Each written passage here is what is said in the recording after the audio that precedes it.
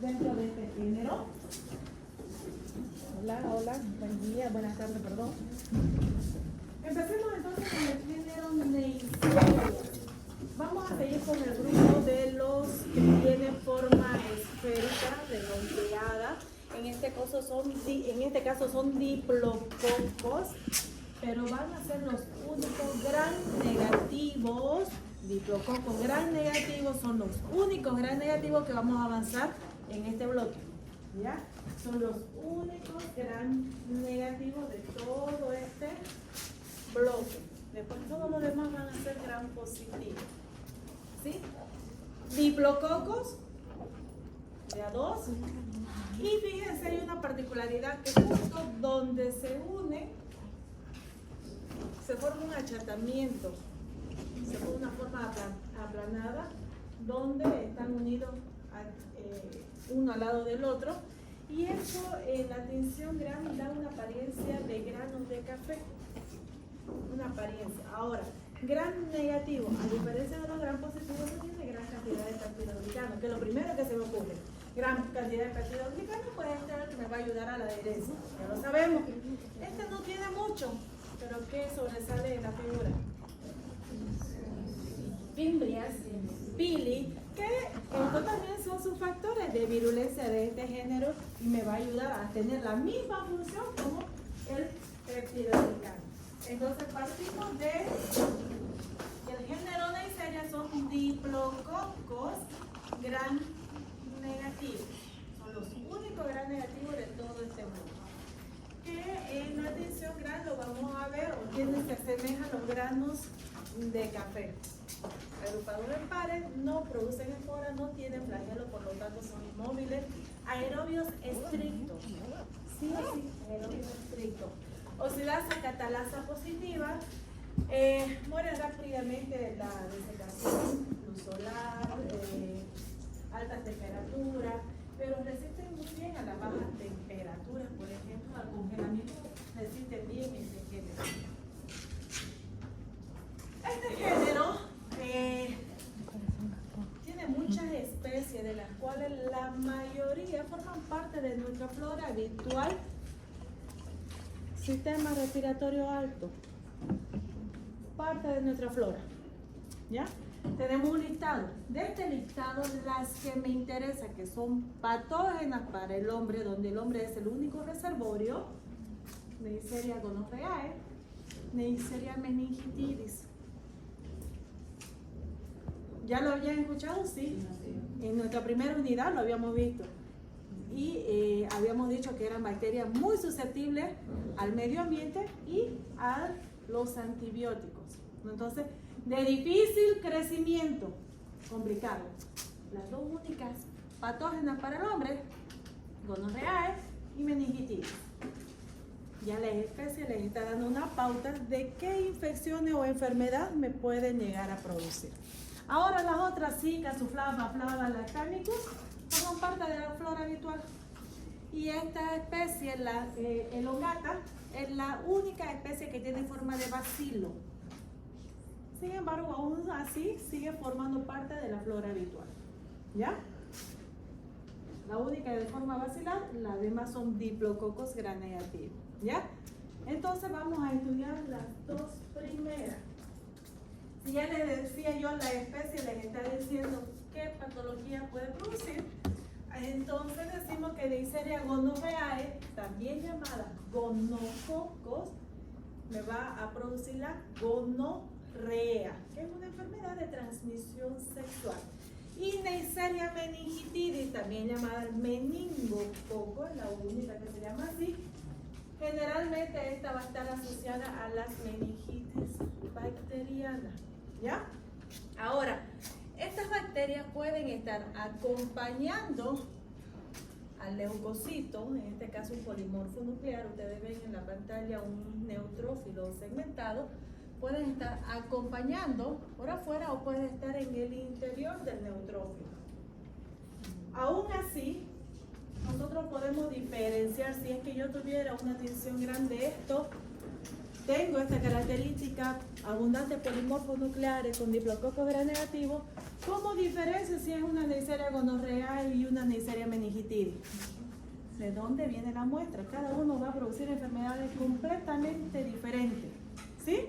Una va a llegar a producir meningitis y el otro gonorrea. Por lo tanto, las muestras serán diferentes también. En el caso de la meningitis o sepsis meningocócica, la muestra puede ser sangre o líquido cefalorraquídeo. En el caso de gonorrea, la muestra o secreción vaginal o secreción uretral, porque son enfermedades de transmisión sexual, ¿sí? Entonces, una forma de, no hay forma de que yo me confunda. Todo va a depender del tipo de muestra que yo tenga. Vamos entonces a empezar con Neisseria gonorrheae.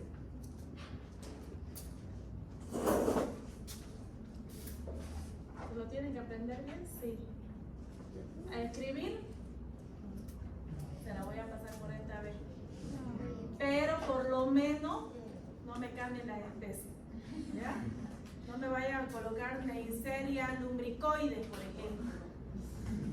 Especie de un parásito. Suele suceder. Le digo porque sucede. Neisseria gonorrheae, entonces, características sigue siendo aerobios estrictos, son oxidasa positiva, entonces significa que esta bacteria tiene la presencia del citocromo C oxidasa, que es una enzima, que lo que le indica es que sí o sí utiliza el oxígeno en la generación de energía, ¿ya? Por eso es que son aerobias estrictas, sí o sí necesitan el oxígeno. Diplococo gran negativo también. 700.000 nuevos casos al año. Son muchos los casos, entonces estamos hablando de un problema de salud pública donde la morbilidad es alta, alta.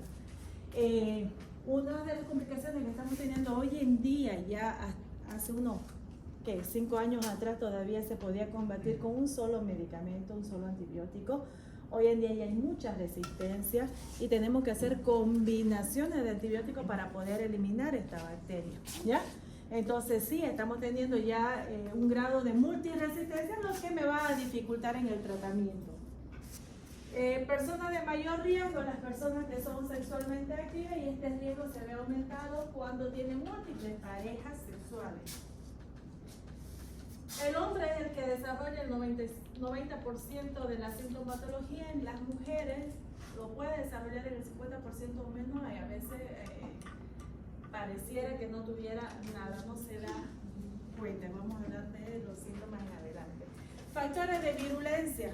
En el caso de Neisseria gonorrheae no presenta cápsulas, pero sí lo que más le tiene que llamar la atención es la presencia de fimbrias, que va a ayudar a la adherencia, y la presencia de pili. Si bien pili ayuda en la conjugación bacteriana, en este caso, aparte de la conjugación bacteriana, como son varios micrómetros más de pelo largo, va a ayudar a afianzar más la adherencia junto con la fibria.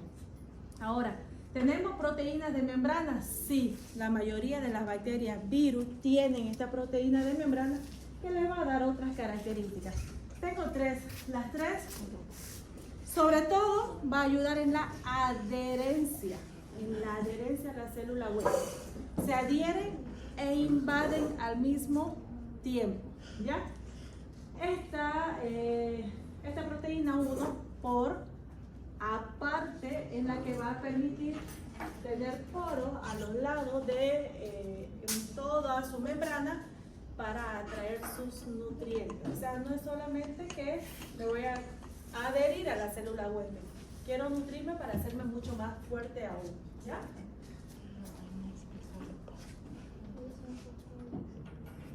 Cuadro clínico. Produce infección genital no complicada, en el caso del varón una uretritis, donde se va a observar una secreción purulenta, pus, a través de la uretra muy espeso, y el varón, le mencionaba, más del 90% llega a darse cuenta. ¿Por qué? Porque hay dolor al miccionar, dolor durante la relación sexual, y él está viendo esa secreción que está saliendo. En el caso de la mujer, el gran problema es que el primer síntoma, o el síntoma, vamos a decir, agudo, se da en el endocervix. Entonces no hay generación todavía de esta secreción purulenta. muchas veces la mujer lo combate con su propia defensa o toma algún antibiótico por otra razón, sospecha que tiene una infección urinaria, sospecha que tiene una infección de garganta y toma un medicamento, un antibiótico que de paso le ayuda a eliminar la bacteria. Si no fuera el caso, si la bacteria se estableció, se difundió, va a haber también esta secreción vaginal mucopurulenta, también se va a observar.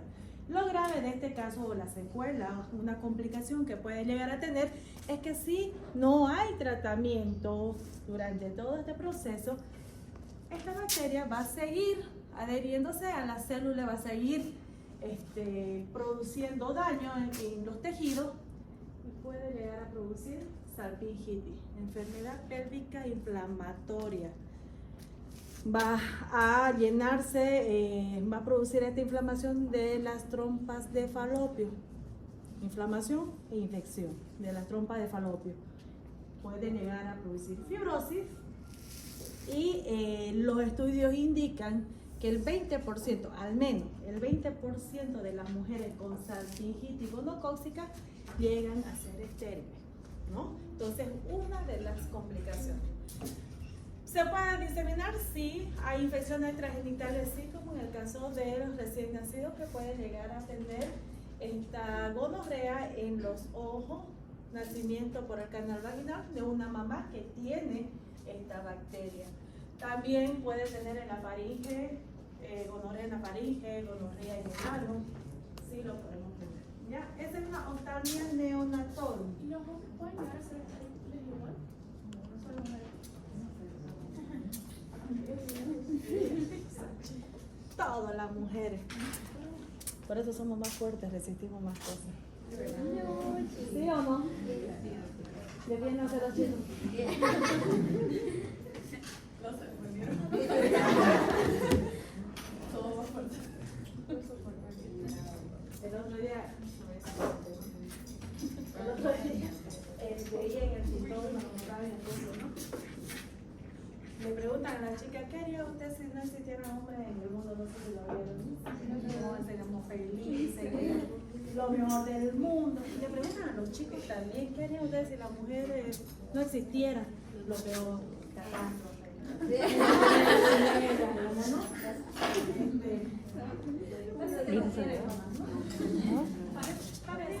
sigamos. Estamos hablando de mujeres y estamos hablando de gonorrea, ¿no?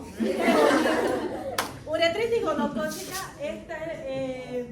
esta secreción que se ve en el varón, esta secreción, pus amarillento, y se da, como les decía, se da cuenta el varón porque hay ese dolor intenso al miccionar, dolor durante las relaciones.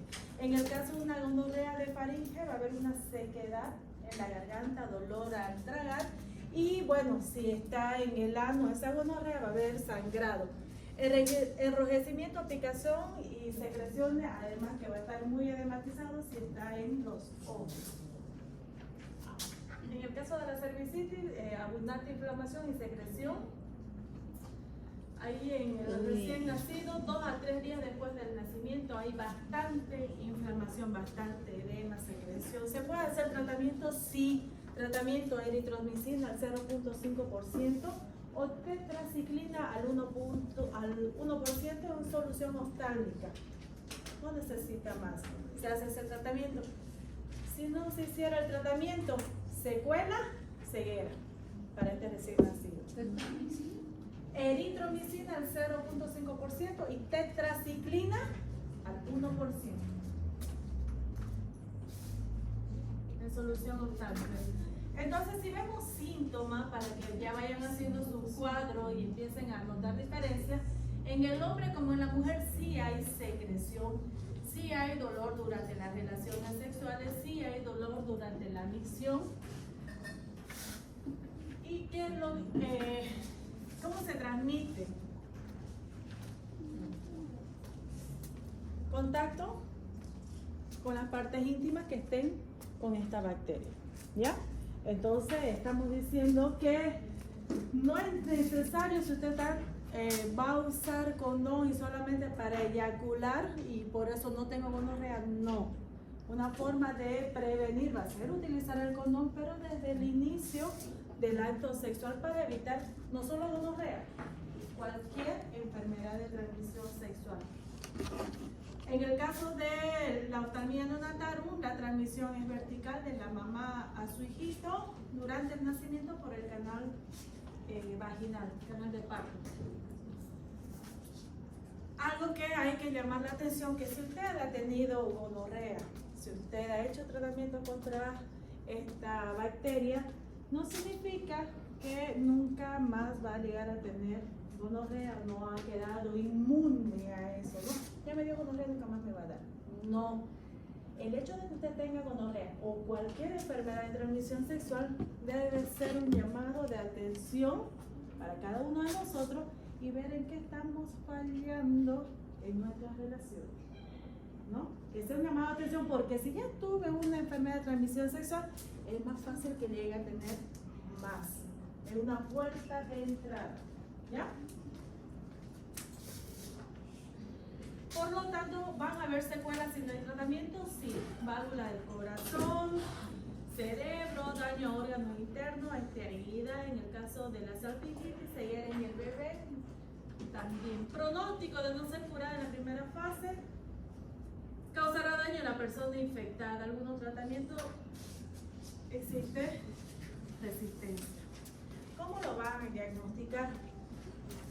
Una tinción GRAM ayudaría bastante de inicio. Si usted, para no esperar 48, 72 horas un cultivo, que es lo ideal, usted puede hacer una tinción GRAM para observar estos diplococos GRAM negativos, acompañándolo por polimorfo nuclear. Ideal.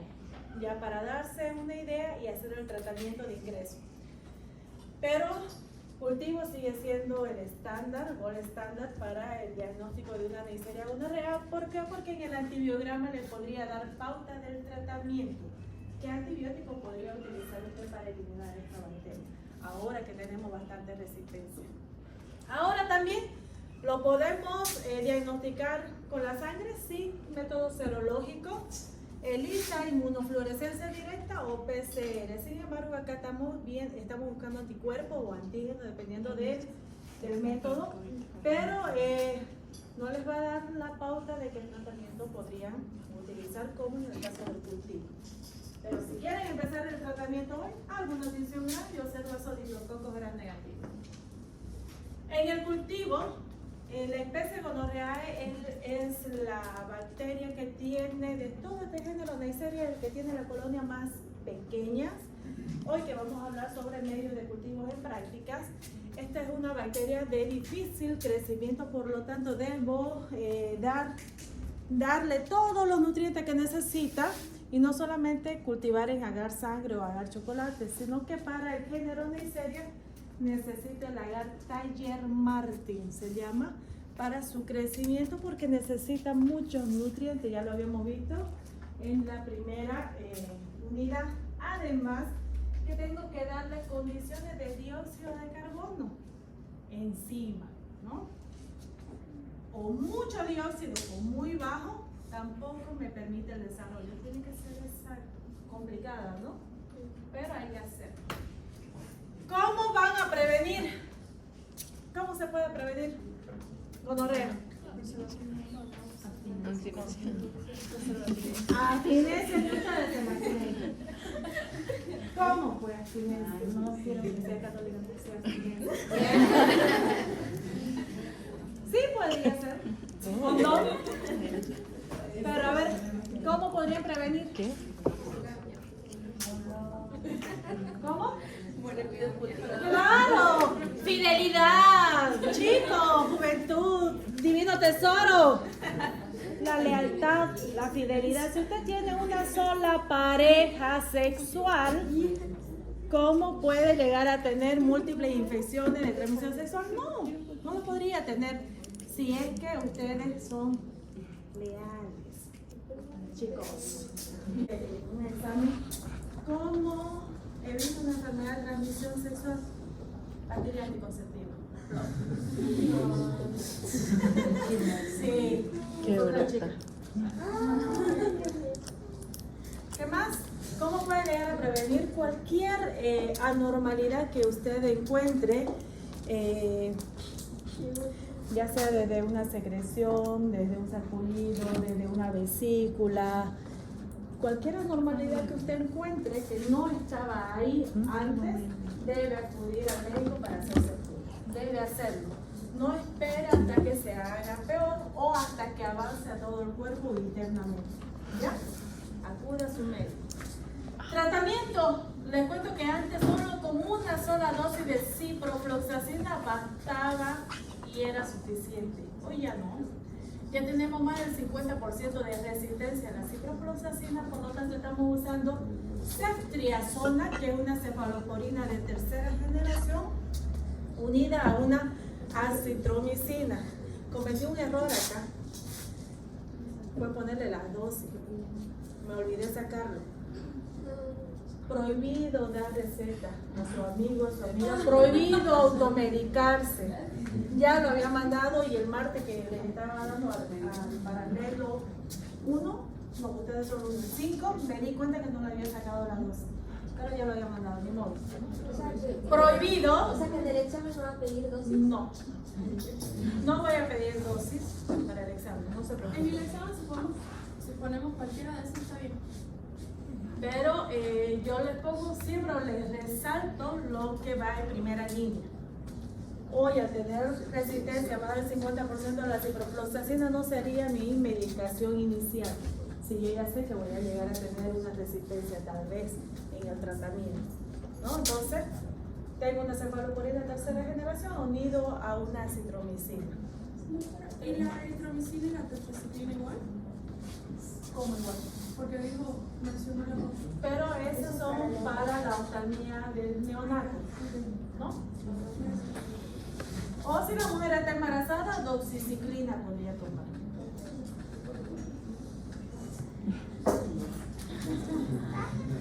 Lo que evitaríamos, ¿no? Si fuéramos leales, tuviéramos una sola pareja y no estar adivinando cuál, ¿no? ¿Sí o no? Un mensaje a la conciencia.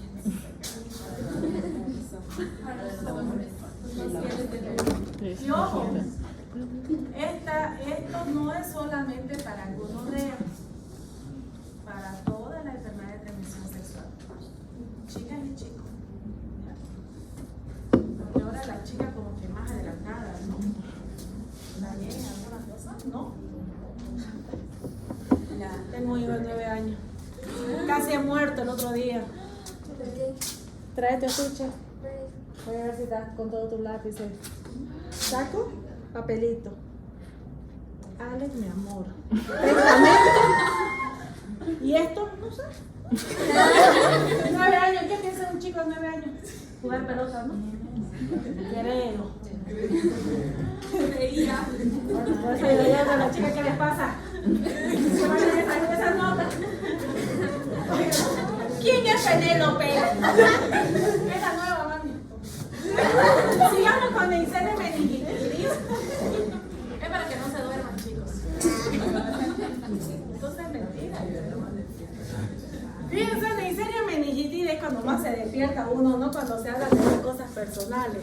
Vuelvo a hablar y otra vez vamos a estar así. Hablemos de Neisseria meningitis, que es la otra especie. Voy a empezar diciendo que el hombre es el único reservorio para esta especie. Neisseria meningitis. El único reservorio para el cual es muy patógeno para el hombre. Veamos, cumple con la característica de diplococos gram negativo, que parecen estos granos de café. Pero a diferencia de gonorrea, ¿qué ven ahí? No tiene sentido. No se ve, ¿no? Pero no se ve por lo siguiente, porque además de tener fimbria y pili, sobre todo pili, además tiene cápsula. Piensen, el factor de virulencia, ¿de qué lo protegía cápsula? ¿Para qué era la cápsula? O sea, aparte de todos los factores de virulencia de gonorrea, tiene cápsula de paso, ¿no? Entonces, característica, diplococo gram negativo, tiene cápsula, aerobio estricto. no presenta espora y formación de ácido a partir de glucosa y maltosa en laboratorio. Se lo llama también meningococo. Afecta a los humanos ya que no existe ningún reservorio, eso es importante que ustedes lo sepan. Y ya vamos a hablar por qué. Pregunta de examen, ¿por qué es importante? ¿Por qué tiene una importancia o un interés médico? Produce epidemias. Produce epidemias. Y si hablo de meningitis, estamos hablando que va a producir epidemias de qué? De meningitis. Sí, señor. Si usted atiende a un paciente con meningococo,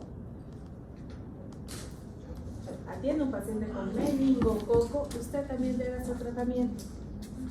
Si no se hizo el diagnóstico y salió al otro día recién en el resultado que era un meningococo y usted se fue a su casa, todo lo de su casa también hace un tratamiento profiláctico.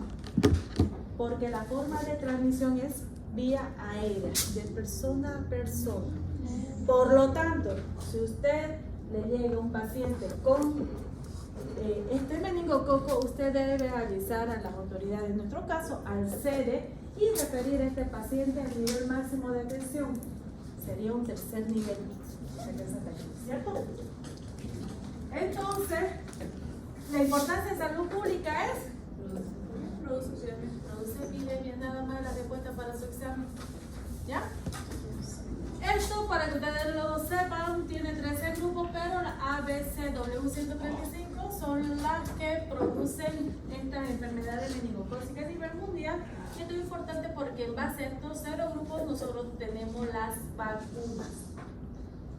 ¿Cómo es que ingresa esta bacteria? ¿Cómo se transmite de persona a persona vía aérea, tosiendo, hablando, gotita de flush? Van a entrar por la nasofaringe. Características de las bacterias patógenas. ¿Cuáles son? Primero, ¿qué va a hacer? Se va a adherir. Va a adherirse para luego empezar a invadir. Invade y puede recoger todo nuestro cuerpo. Puede producir una sepsis meningocócica o puede producir una meningitis meningocócica. Son los dos cuadros clínicos importantes. Vamos a hablar de ellos, no se preocupen.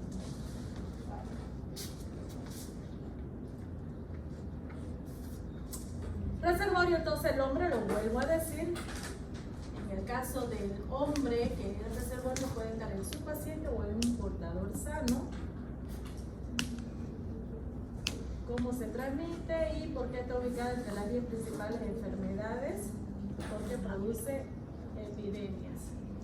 Ahora, ¿cuál es el grupo etario de mayor riesgo? Los pacientes entre 6 meses a 4 años. Antes de los 6 meses difícilmente porque tienen los anticuerpos de la mamá. Después de los 6 meses este lactante está generando su propio anticuerpo, por lo tanto es un paciente que es una persona que entra en el grupo etario de lo que podría llegar a tener esta meningitis meningocócica. ¿Ya? Hasta los 4 años, pero también tenemos los adultos mayores, jóvenes, adultos también. Esto ya tiene que ver mucho con la inmunidad de estas pacientes. ¿Ya? Ahora, cuando decimos a partir de los 6 meses, es ahí donde yo le voy a generar también anticuerpos con las vacunas. Las vacunas acá en Bolivia son 3 dosis, a los 2, a los 4 y a los 6 meses de este paciente.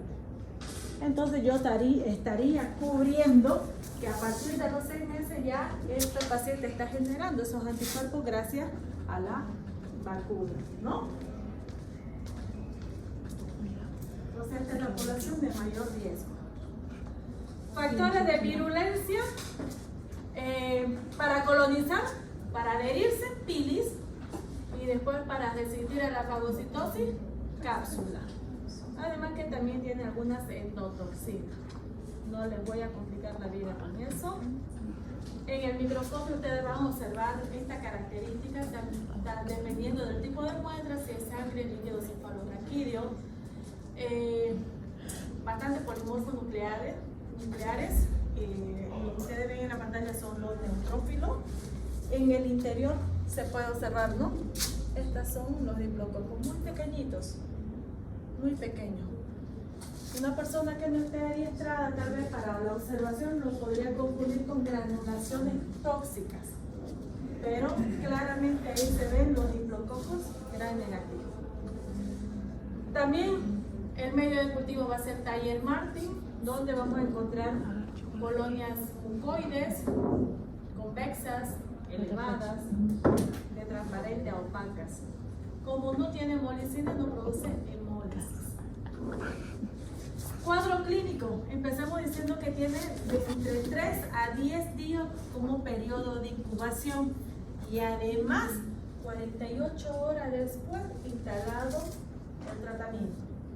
Usted empieza el tratamiento en el paciente y 48 horas después él sigue transmitiendo este meningococo a los demás que están menos agresivo porque es de buen pronóstico. Con un tratamiento adecuado puede salir el paciente sin problema. Características de una meningitis, ya sea bacteriana, viral, parasitaria, fiebre, rigidez de nuca y cefalea. Esa es la triada para una meningitis. ¿Ya? Fiebre, rigidez del cuello y cefalea, o dolor de cabeza. ¿Ya? Pero aparte puede tener náuseas, vómitos, fotofobia, confusión. Este es el de mejor pronóstico y el más común, la meningitis meningocócica. Tenemos un paciente con estas características de comienzo repentino, con esta fiebre, cefalea intensa, fotofobia, mal estado general. Para que llegue a este estado, a una septicemia meningocócica, no se sabe hasta ahora por qué sucede esto. ¿Cómo es que tan repentinamente esta bacteria puede llegar a producir una sepsis meningocócica? O una meningococcemia, también llamada. Es más raro, pero la tasa de mortalidad es muy elevada, aún con tratamiento. ¿No? Aún con tratamiento. Y les decía yo, es muy raro, no se sabe hasta ahora qué sucede entre un paciente que llega a tener esta sepsis a otro que llega a generar inmunidad.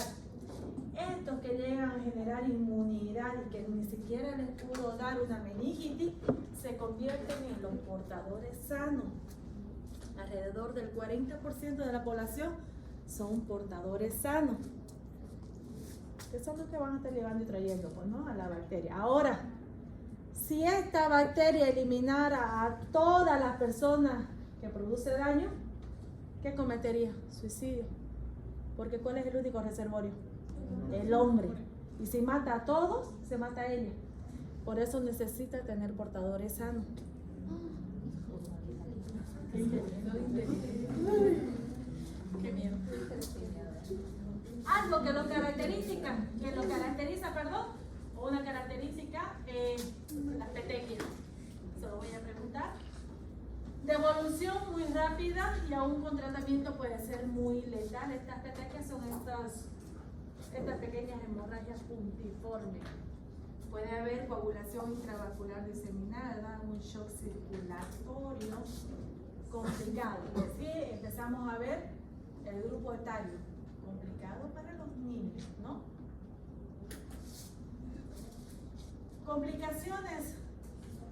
Entre 10 a 15 de 100 personas con una enfermedad meningocócica van a morir y de 1 a 5 que llegan a sobrevivir, a largo plazo van a tener complicaciones o discapacidades como sordera, problemas del sistema nervioso y daño cerebral. El tipo de muestra dependerá de lo que ustedes están sospechando. Si es una meningitis, pues van a hacer una punción lumbar para obtener líquido cefalorraquídeo. Y si es ya una meningococcemia, la toma de muestra será sangre. Ideal para que podamos observar el crecimiento de esta bacteria en los medios de cultivo, al ser esta tan exigente en cuanto a requerimientos, lo ideal es hacer la toma de muestra antes de la toma de antibióticos. Lo bueno es que no es tan resistente a los antibióticos. Fíjense que con una penicilina suficiente para utilizar este antibiótico para eliminar a las bacterias. Y también otra alternativa son cefaloporinas de tercera generación, cefotaxima, ceftriaxona.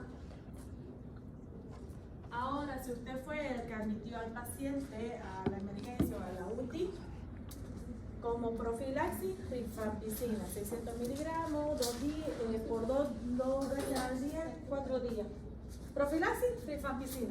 No, hay que ser profilaxis. ¿Cómo voy a prevenir? Si usted admitió a este paciente a su servicio, a la emergencia, usted estaba ese día en la emergencia, llega este paciente, tiene todas las características de una meningitis, aísla al paciente y al otro día ya sale el diagnóstico que es una Neisseria meningitis. ¿Cómo se transmite?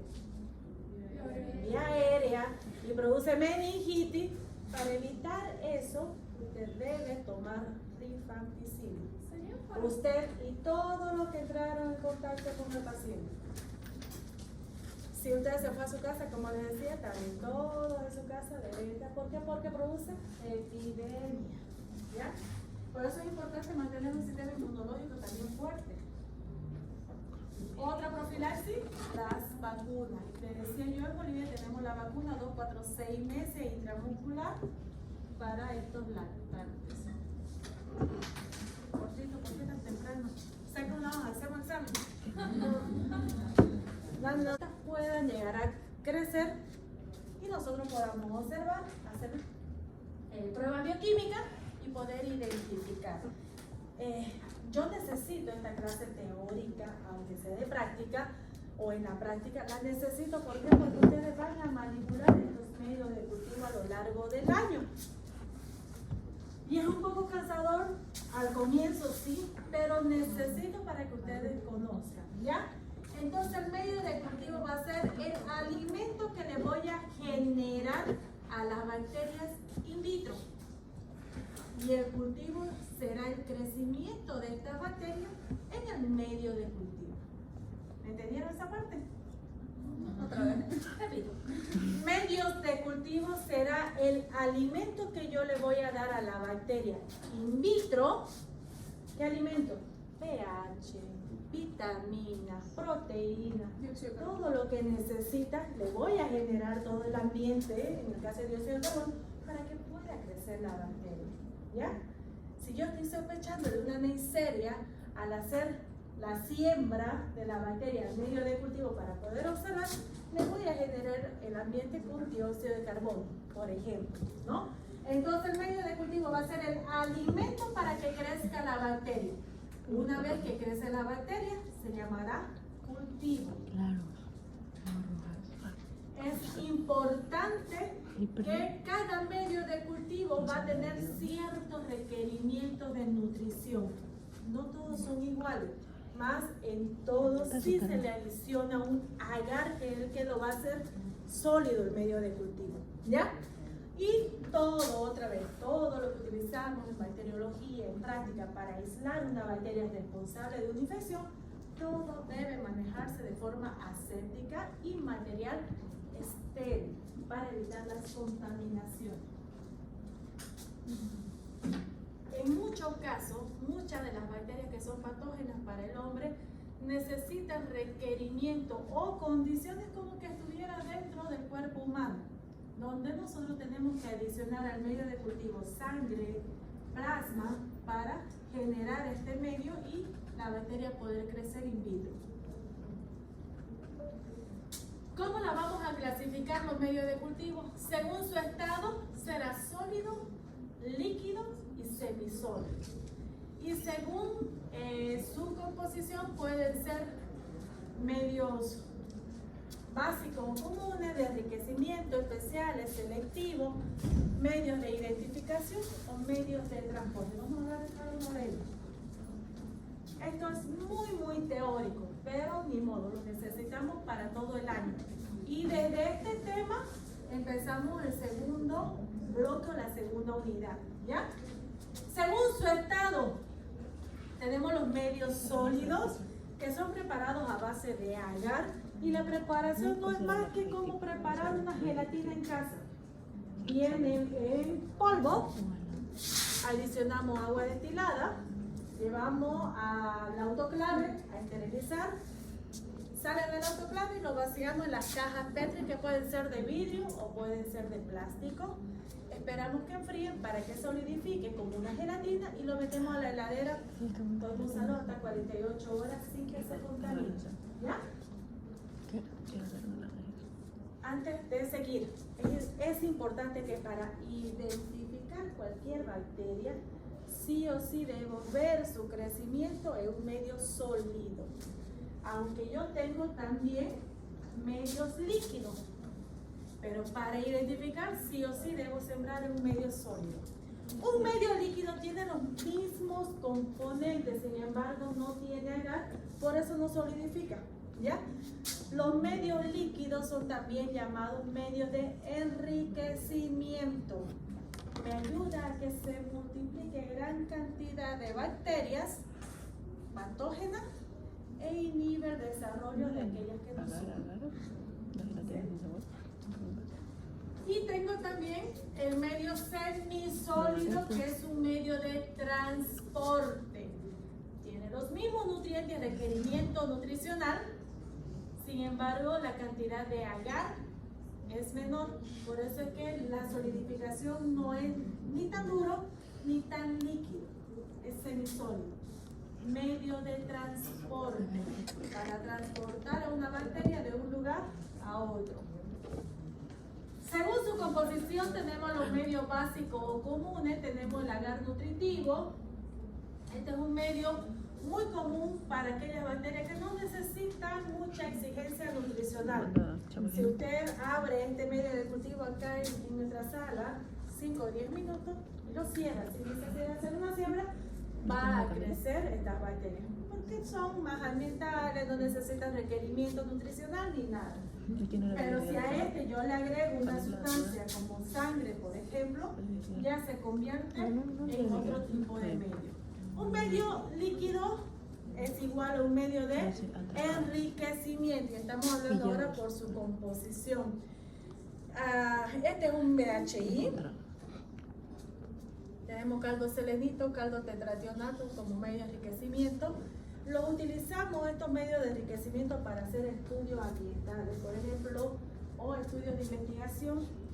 Si yo quiero saber qué bacteria está presente en su teléfono celular durante la clase de bacteriología, paralelo 5, digamos, yo agarro un hisopo estéril, meto en la suspensión estéril, tomo la muestra, este hisopo lo llevo por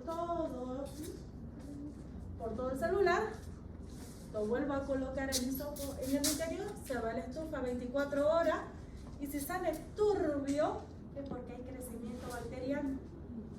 De aquí yo voy a hacer la siembra en un medio sólido para que pueda crecer la bacteria.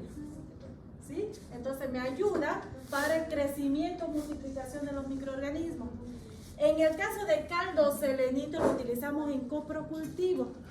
Y caldo selenito, por ejemplo, en coprocultivo, cultivo de heces fecales, hay gran cantidad de bacterias, gran. Pero si yo coloco un caldo selenito, ¿en qué me ayuda? Que solamente va a permitir la multiplicación de aquellas bacterias patógenas a nivel. Salmonella, Shigella, Escherichia coli patógena, o sea, las multiplica. Aquellas que están acompañando, que son bacterias de la flora normal, inhibe su desarrollo, la mantiene intacta. No las mata, pero tampoco hace que se multipliquen más rápido. Las deja estáticas. Entonces, al después sembrar en un medio sólido, solo crecen esas patógenas. Fácil, ¿no? Entonces, un medio líquido es igual a un medio de enriquecimiento. Un medio especial va a ser este medio de cultivo que yo voy a adicionar algún líquido biológico como sangre, en el caso de agar sangre, y chocolate. No le voy a adicionar al chocolate. No. Es la misma sangre que yo llevo a más temperatura para que los eritrocitos se lisen y se vuelvan de un color chocolate. Para bacterias muy exigentes en cuanto a nutrición. Medio selectivo o diferencial. Selectivo, selecciona qué tipo de bacterias van a crecer. Por ejemplo, agar McConkey es selectivo. ¿Por qué? Porque solo crecen aquí bacilo gram negativo. O sea que si su muestra tiene Staphylococcus, no va a crecer hemococcus. Solo crece bacilo gram negativo. Por eso es selectivo. Selecciona qué tipo de germen va a crecer. Diferenciar. Podemos tener el mannitol, que me va a ayudar a diferenciar dentro de la misma especie, dentro del mismo género, Staphylococcus, diferenciar epidermidis de aureus. ¿Se acuerdan del mannitol que cambiaba el color rosa a color amarillo? De identificación son estos tubos de colores que ustedes los van a utilizar cuando hagamos tercera y cuarta evaluación para identificar enterobacterias. Gracias a esta galería bioquímica, TSI, citrato, urea, lisina, zinc, ustedes van a poder identificar la enorme cantidad de enterobacterias, Escherichia coli, Salmonella, Shigella, Citrobacter, Warsiella, Proteus, Klebsiella, Serratia, y podría seguir hablando, ¿no? Gracias a estos tubos de colores. ¿Lo van a utilizar ustedes? ¿Van a sembrar? Sí, lo van a utilizar. Medio de transporte, un medio semisólido, y como lo dice su nombre, me va a ayudar a llevar un microorganismo de un lugar a otro, ¿no? La teoría me dice que puede estar viable la bacteria en este medio de cultivo hasta 3 días. Este que ven en la pantalla es el Stuart, ya lo habíamos hablado también. El Stuart, hasta 3 días, pero en la práctica nosotros hemos visto que está sin cambiar una semana. Les muestro algunos de los medios de cultivo que ustedes van a utilizar cuando estemos en la tercera unidad, cuando ya sea el examen grupal. Yo les dije, vamos a hacer el examen grupal con libro abierto, como ustedes quieran.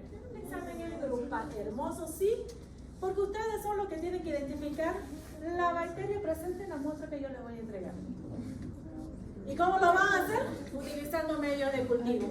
La tercera evaluación, infección urinaria, y empezamos utilizando CLED. Solo se utiliza para hacer el recuento de colonias en orina. Este medio de cultivo es el que me indica si hay una infección urinaria o no. Arriba de 80.000 bacterias por ml de orina, indica infección urinaria. ¿Quién me lo va a decir? ¿Creen? ¿Tienen que contar 80.000? Sí. Hay una forma. Tranquila, hay una forma. No se preocupen, son 5 en cada grupo, cada uno cuenta de 100. No. El agar-macón, que es un medio de cultivo selectivo, solo permite el desarrollo de bacilo gram negativo y les va a generar 2 tipos de colonias. El género Streptococcus. Beta-hemólisis y destrucción total. Alfa parcial con una pigmentación verdosa, y gamma hemólisis que no hay presencia de hemolicinas. No lo tenés perdido. No retornaría. Agar chocolate, igual que en el agar sangre, para determinar todo tipo de microorganismo exigente, pero por sobre todo estos cocobacilos gram negativos como el Haemophilus influenzae. Nada que ver con influenza de orina. Mannitol, que es un medio de cultivo selectivo para selectivo y diferencial, me ayuda a diferenciar 2 especies, Aureus y Epidermidis. Aureus le cambia el color rosa de inicio por un color amarillo, y Epidermidis crece la bacteria, pero no hay cambio de color. Lo vamos a ver, yo creo que de aquí a 2 semanas, 1, 2, 3 semanas. 2 o 3 semanas. El medio de cultivo Saburón, exclusivo para levaduras, para cándida. Medio líquido será igual a un medio de enriquecimiento, ejemplo de HI, carboselenito. Medio semisólido, el Stuart y el Cary Blaine. Medio semisólido es igual a un medio de transporte. Para la determinación de la enterobacteria, que eran todos los tubitos de colores, tenemos el TSI, que es el primer tubito de color rojo de la galería bioquímica. Es el que me va a decir si después de hacer la siembra y llevar 18 horas, 24 horas a la estufa, es el que me dice, señores, ustedes están enfrente de una enterobacteria, o señores, ustedes están enfrente de un no fermentador. ¿Cómo me lo dice? Tiene azúcar este medio de cultivo. Todas las enterobacterias, sin excepción, todas fermentan glucosa. Y la glucosa lo tiene en la base de este tubo de ensayo. Si cambia de rojo a amarillo, usted está enfrente de una enterobacteria. Escherichia coli, Salmonella, Shigella, por ejemplo. Si después de incubar se mantiene del color rojo, usted está enfrente. Citrato es el tubo de color verde, cambia, citrato positivo, se vuelve de color azul. Aquellas bacterias que utilizan el carbono como fuente de energía. ¿Ya? Lo siento, chicos, sé que es muy teórico, pero ni modo. ¡Urea! La urea tiene un color beige de inicio. Si usted coloca la bacteria y cambia a color fucsia, significa que esta bacteria utiliza el nitrógeno como fuente de energía. Y es un color fucsia. ¿Está con fucsia acá ahora? No. No está mejor en mi pantalla. Y SIM, S-I-M, tiene 3 propiedades: la S de sulfuro de hidrógeno, la I de indol y la M de motilidad. Usted hizo la siembra de su bacteria y si tiene flagelo, ustedes van a observar esto en el medio de cultivo. Turbio significa que la bacteria donde la sembró empieza a moverse. Motilidad positiva. Presencia de sulfuro de hidrógeno con la presencia de esta coloración negra. Y el indol, que se observa colocando una gota de los reactivos de coda, en su momento va a ser más